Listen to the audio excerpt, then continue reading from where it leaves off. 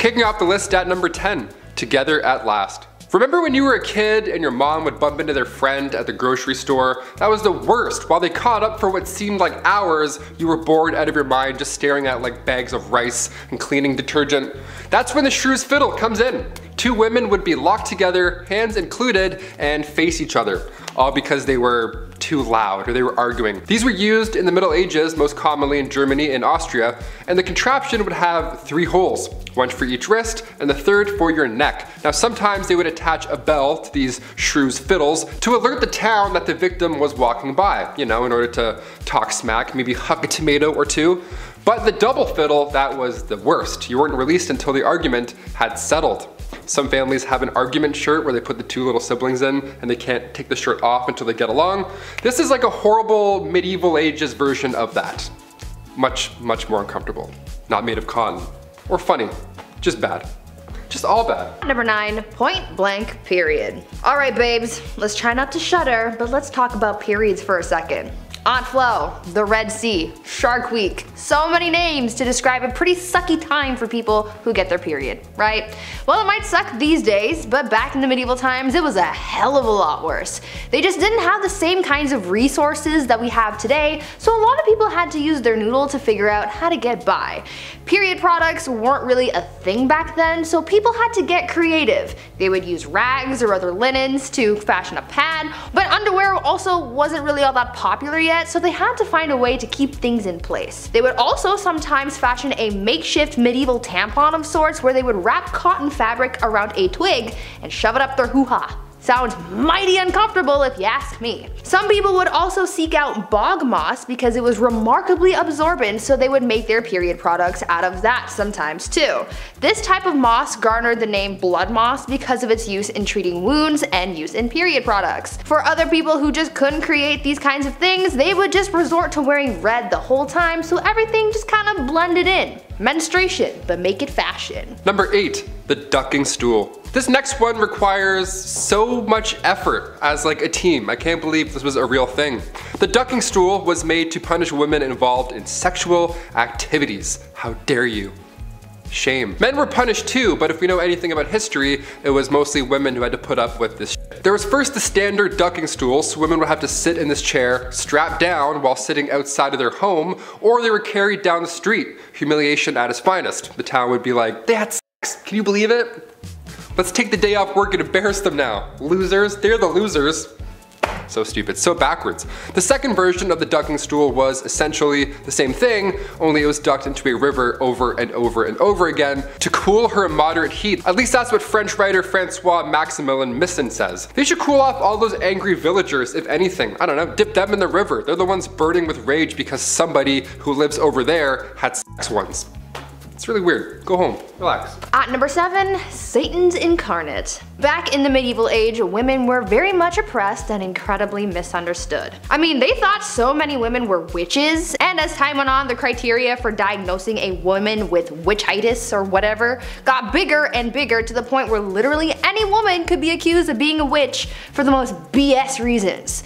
Back then, people thought that women were Satan's incarnate, and so they were predisposed to sin, and therefore, they had to be witches. Logic, not quite present, but go off, I guess. There were 4 reasons why a woman could be considered part of the devil's posse. 1, because it was believed that women are foolish and gullible, which is why they turned to magic.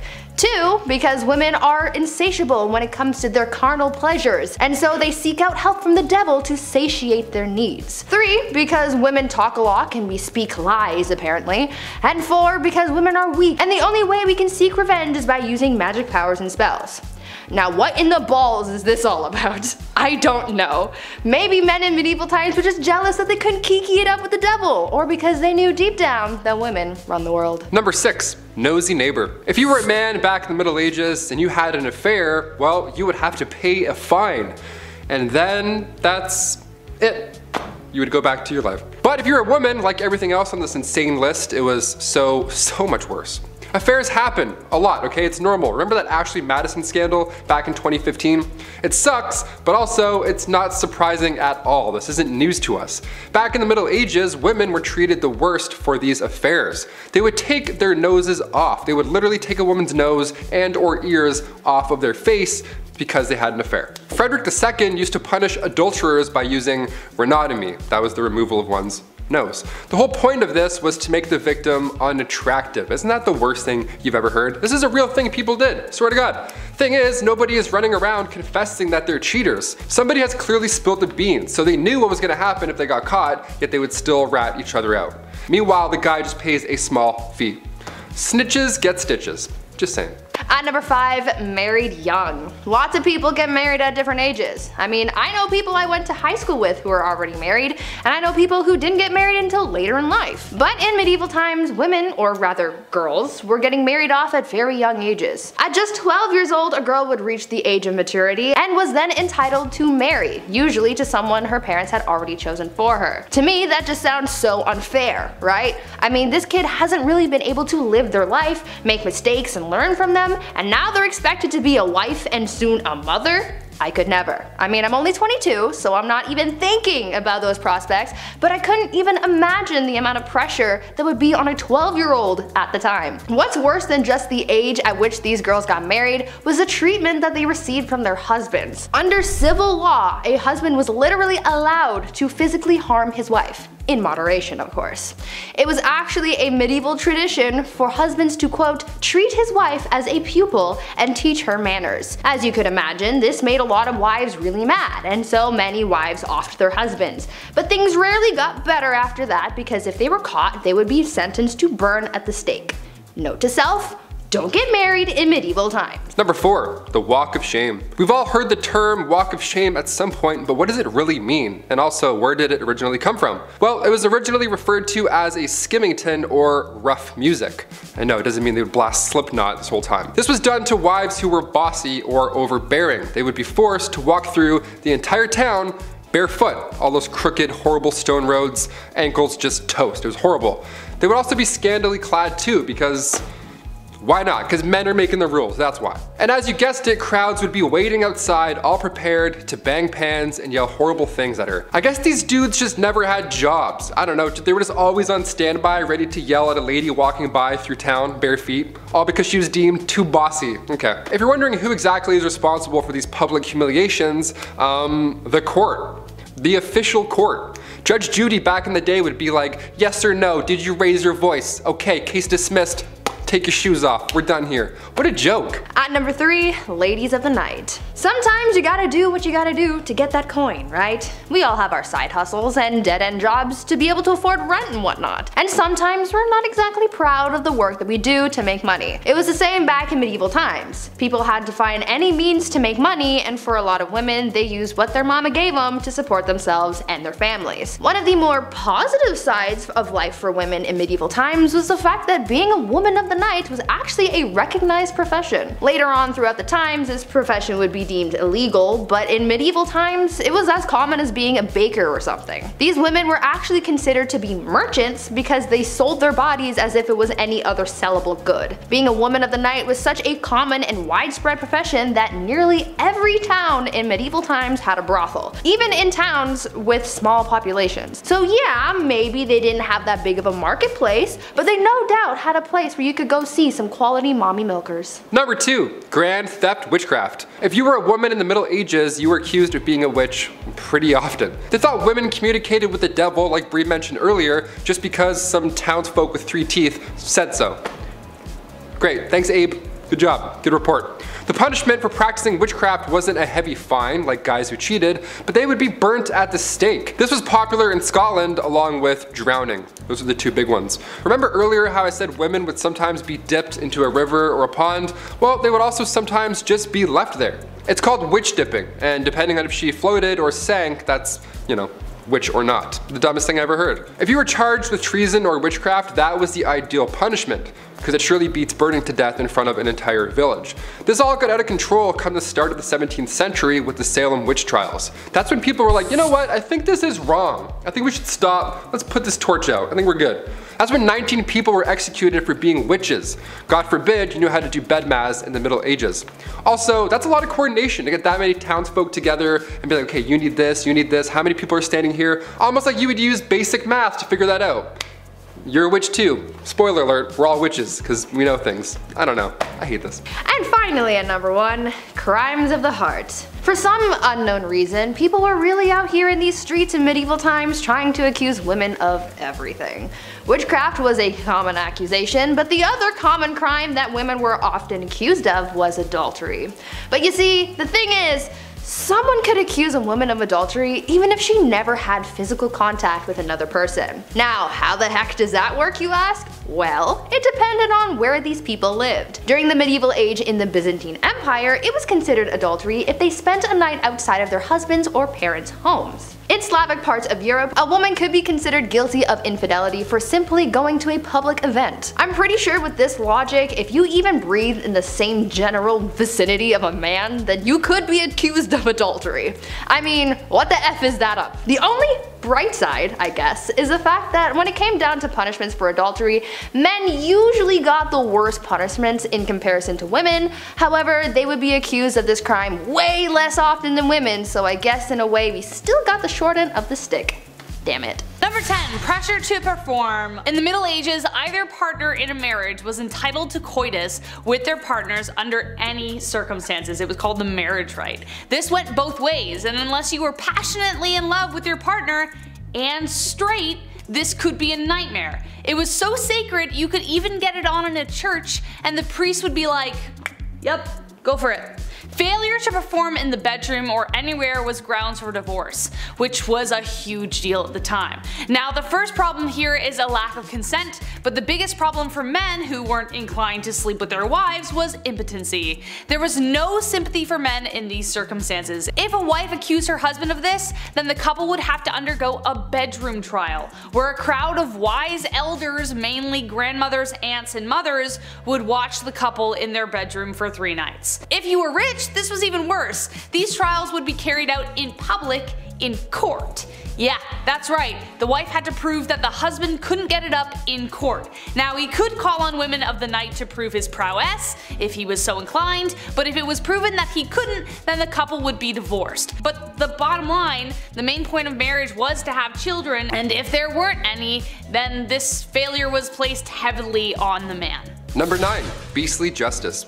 I figured I would put a lighthearted one on this list. This actually made me laugh while I was researching it. Beastly justice was when animals had to go to court. They were also put on trial, like a full trial. It's wild to look back at a night and the things they had to do for their kings and queens, but the fact that they also had to get up early and attend these courts, royal courts, where a wild animal was taking the stand.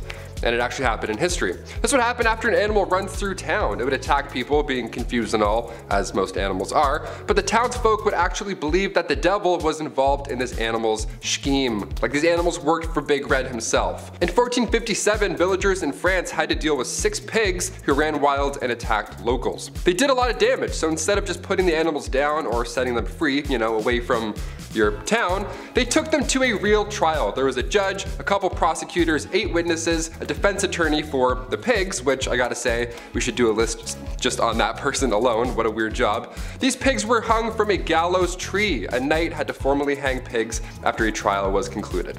The 1400s were a wild time.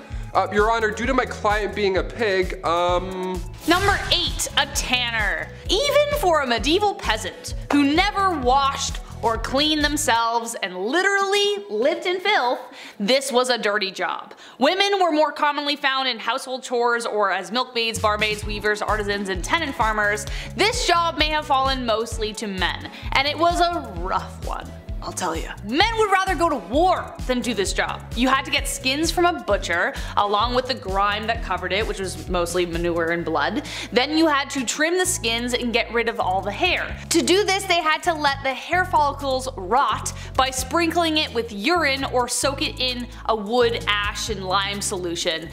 Can you tell which one was cheaper? Then they'd scrape off the hair and any skin before washing it again in pigeon droppings or dog poo to remove the lime and make it softer and more flexible. you. Or the craftsmen might use fermented barley or rye with stale beer or urine, again, as an additive. This could take up to 3 months. 3 months, plus longer as there was more rinsing and stretching until it could be used. Leather was a crucial resource, so though dirty, it was a really necessary job, but oh my god. No thank you. Number 7, being a knight. Being a knight, obviously it sounds cool. They have the sword, they have the horse, the flowing hair, they're saving the damsel in distress, all that jazz that you picture in your head. It actually sucked being a knight, a lot. First of all, chainmail. You know how heavy chainmail is alone? It's like 55 pounds, and that was underneath all of your armor. No way I could climb up on a horse wearing armor or chainmail. My knees would buckle. No thank you. Being a knight is something that starts when you're 7 years old as well. You would be given to a noble to learn for 7 years, and then at age 14, you would become a squire. A knight's intern. Not an ideal job to have when you're 14, but okay. But if you stick it out for just 7 more years, then you become a knight. And then you can get your chest blown off jousting. Neat. All that time just to get rocked by another bigger dude on a bigger horse. No, just no for me. Number 6, death by anything, but mostly violence. Life in medieval times was considered basically brutal and short. If it wasn't the plague, it was a cold. If it wasn't disease, it was the weather. If it wasn't the weather, it was famine. If it wasn't famine, it was violence everywhere else. It was a damn miracle if you survived childhood. If you had to pick any other time in history to live, like you couldn't live in this one. Taylor asked me this earlier and I had a response, but it definitely wasn't this time. Literally block this time period from your mind. Between 1330 to 1479, men could expect to die 9 years sooner than their female counterparts. The reason was violence against men by other men.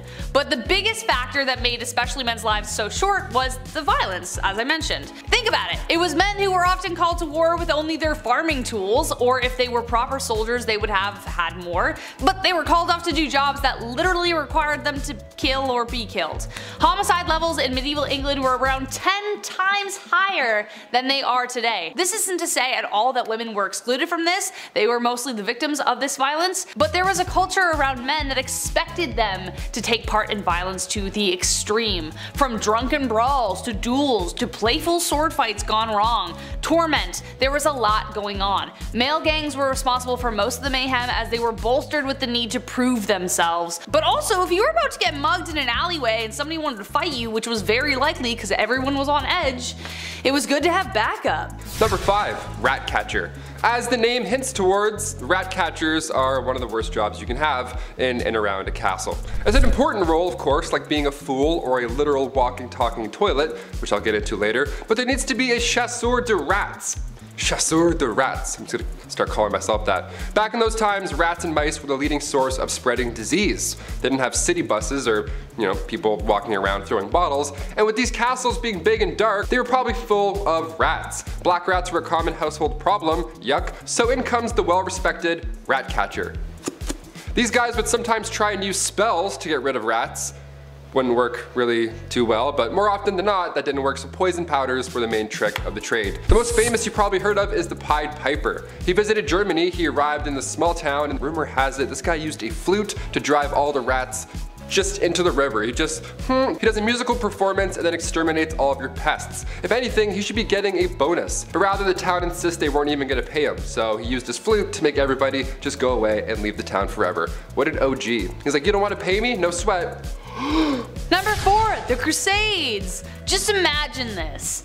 Thick, heavy metal armor reflecting the heat from the sun back against you as you chug along the desert. Despite being in the Holy Land, this certainly sounds like hell.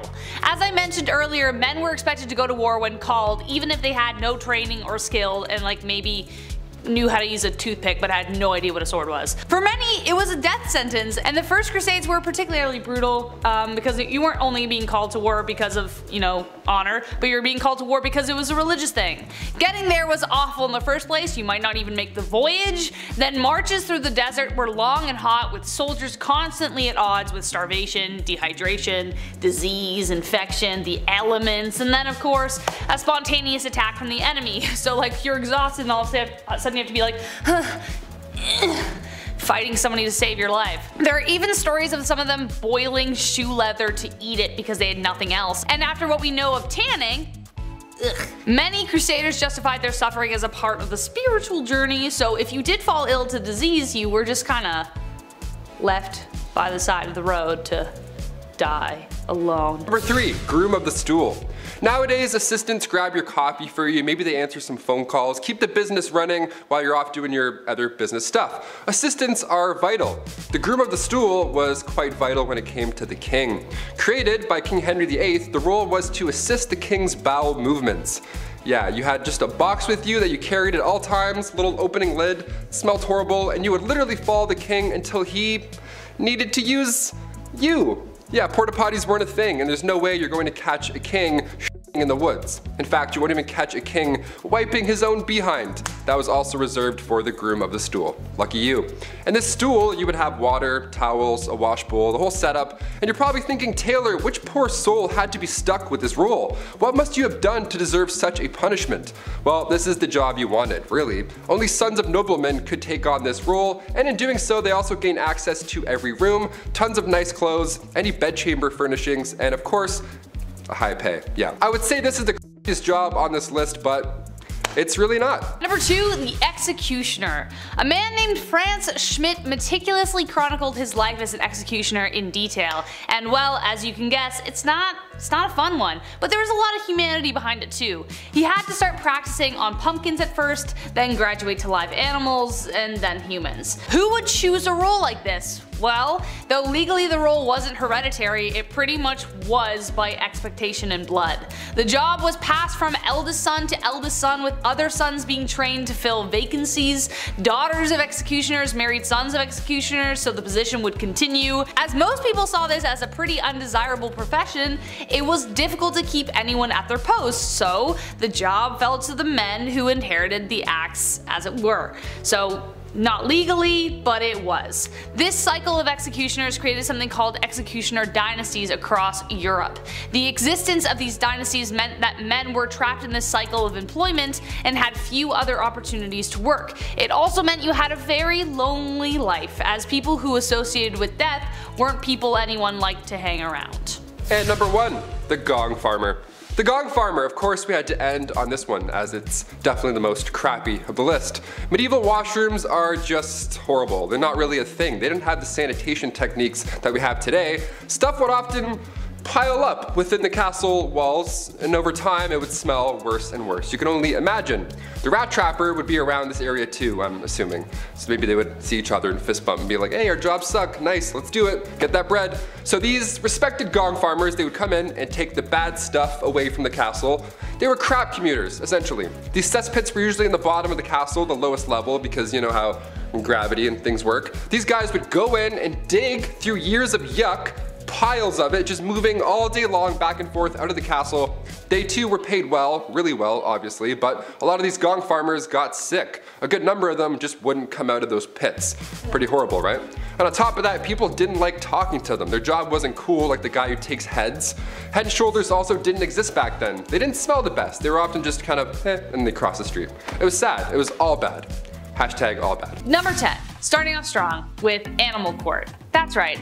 In the Middle Ages, apparently, it was a regular thing that animals would be put on trial. It was believed that animals who committed a crime were possessed by the devil. Of course they were, of course. And to let them go unpunished would give the devil the permission to take over human affairs. You don't want that, so they would be put on trial. Everything from hogs, beetles, rats, mice, cockerels, all have a history of being put on trial. In the 14th century, local people even prosecuted Spanish flies. Spanish flies were dangerous to livestock and would ruin vegetation, so needless to say, they weren't well liked. And they were appointed a lawyer, what kind of lawyer back then? No idea, and given great dignity in court, though the verdict was not favorable. They were condemned and banished from a plot of land. How exactly they enforced this? Who knows? An anywhere wedding, number 9. Apparently, back in the Middle Ages, shotgun weddings were like the thing. It was the to-do. One must simply exchange a sincere vow for another, or not even sincere. It could be like, you wanna get married? Yeah? Cool, awesome.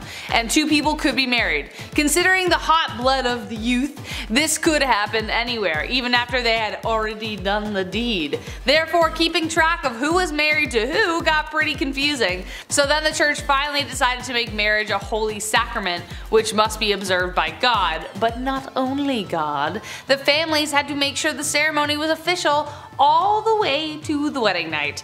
Very often the bride would be carried to the marriage bed by the family, who would then stay to view the consummation of the union. That's right, the tickly boo, the boo boo, the jiggy. Yeah, that's right, your parents, your in-laws would wait until they saw you get jiggy with it. Number 8, the dancing plague. Not as much of a tradition, but an event that almost became one. When I first learned about the dancing plague, I was speechless, and hopefully you will be too. Keep in mind the Middle Ages weren't colorless, but there were some pretty bleak times. Doctors debate whether this event was caused by bacteria in rye that can cause hallucinations like LSD, but no one can really be sure. It just kinda happened, and it's well documented. All people know is that in Strasbourg in July of 1518, a woman named Frau Drafia started dancing in the street, and by the end of the week 40 people joined in, and by the end of the month 400 people joined in. It was nuts! It was like a massive never-ending rave. Initially, physicians thought folks were just stressed out, so they even brought in professional dancers and musicians to like encourage the joyousness, but then people started dying from heart attacks and fatigue. So by that point they were like, we better cut this off, and so they whisked everyone off to the mountaintop to pray, and apparently that prayed the dancing away. Number 7, men's fashion. I may be making a big statement here, but considering men's fashion has been variations of the tux for over 2 centuries now, kind of, that's a stretch. This may be one of, if not the most colorful periods of men's fashion. Men got pretty risky with their attire, like you're kind of impressed. Anglo-Saxon men wore tunics, trousers, leggings, and strappy leather shoes tied together with belts and girdles. Doesn't sound too crazy yet, but wait. Cod pieces were in, and tunics got shorter so they could see their front manhood. Also, very long shoes were a big thing. The longer the shoes, the richer you appeared, and the more pronounced the codpiece. Well, I think you get the picture. Men who wore pointier shoes had a higher social position. Some shoes were so long that they had to be reinforced with whalebone. They also adorned wide brim hats, felt caps, and hoods to protect their eyes during extreme weather. Number 6, sexy and hairless. Women, on the other hand, had some even stranger qualifiers for beauty. While today having a thick and bold soap brow and a full head of hair is the ideal, it was the exact opposite for women in the Middle Ages. We have literally almost tried everything, and I fear what happens next. Like women's fashion, we've done a lot of stuff. Anyways, in the Middle Ages, a woman's forehead was considered the sexiest part of their face. Why? No idea. Maybe because her breath was so bad it was better to kiss her forehead, who knows. But either way, it was a big deal. So what women used to do to draw attention to it was pluck their eyebrows, hairline, and ashes away to make sure it highlighted that part of their face. So very often they would just have no eyelashes, no eyebrows, and like their hair would be like this far back. Number 5, Feast of Fools. The Feast of Fools was a very popular festival in the Middle Ages where everything turned topsy-turvy. On January 1st, specifically in France, they would elect a mock bishop or pope, and low and high officials would change places. Kind of like an adaptation of the pagan celebration of Saturnalia, which we talked about in another video. Find it and post it below. People would wear hideous masks to conceal themselves from the festivities so they could behave fully in the activities. There would be parades throughout the city featuring drinking, singing, men would dress as women and vice versa, along with the general mischief. Even priests and clergy would be seen wearing masks during office hours and dance as women, panders, or minstrels. It was officially banned in the 15th century because it got too ridiculous, and the piety of the people were like, this is a sin. But despite the ban, it still continued into the 16th century. It seems like a pretty hard party to imagine, especially considering how pious they were back then. Priests dancing in women's clothes? Crazy. I mean, technically they're already wearing kind of dresses, they're long tunics. Number 4, bloodletting. Along with traditions, there were certain medical practices that medieval physicians swore by. The most popular being bloodletting. Got a headache? Bloodletting. Have a flesh wound? Bloodletting. The plague? Bloodletting. Emotions? Maybe maybe a little bit of bloodletting. It is exactly as it sounds. They would either make cuts to let the blood drip, or more usually place leeches on the skin. The rationale behind bloodletting, though, is really important. It was related to the belief in the 4 basic humors: blood, phlegm, black bile, and yellow bile. This translated to the 4 basic elements: earth, air, fire, and water. Being ill meant something was off with the humors, and therefore relieving an excess of humor was necessary. Therefore, if there was an excess of blood, it would be removed by bloodletting. If it was bile, they would purge it. Blood was declared the dominant humor by Galen of Pergamum way back in 200 AD, so bloodletting became the most popular. This tradition even lasted beyond the Middle Ages into the 18th century. In the 1800s, the French went through 40 million leeches a year, and also things started to get weird when George Washington was bloodlet when he fell sick with a cold. He died that way. It was a lot. Number 3, here lies the heart. As you can expect, death was everywhere in the Middle Ages. I wouldn't have made it past the age of 4. I had tonsillitis too many times. That's probably true for most of us. Making it past child rearing years for women was outstanding. For men, you'd be lucky if you made it past 30. Tough times. So it only makes sense we talk about some of their unusual funeral rites. There were many superstitions around burials. Fear of disease and even vampirism determined what would happen to the body. Eastern Europeans would stake bodies through the heart in order to keep them from returning. Especially if they had taken their own life, they would have to be beheaded. When a village was cursed by plague, drought, flooding, or something other, they would dig up the bodies to investigate, sometimes burning them because they thought, ooh, wow, what's happening? Their nails are retracting, they must be a vampire. During plague time, the normal burial methods were abandoned and they had to resort to mass graves. But on the battlefield, there was actually a very sweet tradition.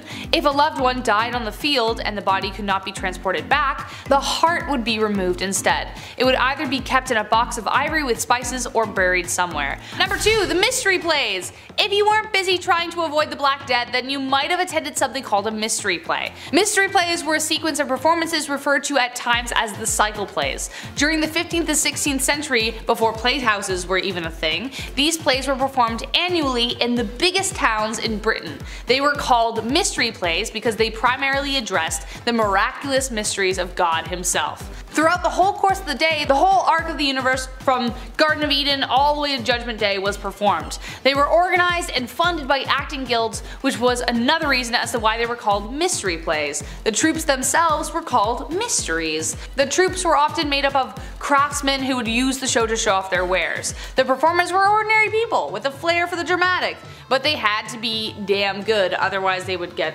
vegetables thrown at them. People looked forward to these performances all year round, so it was standing O or nothing. And last but not least, soccer. Like most sports, soccer actually has a pretty violent origin, kind of like lacrosse, though it was still considered a game. Soccer, aka the more accurate title, I have to say football, because football had far less rules. It could have an infinite number of players and could take part across an entire village. The goals were sometimes set miles apart and the game would often be used to settle disputes.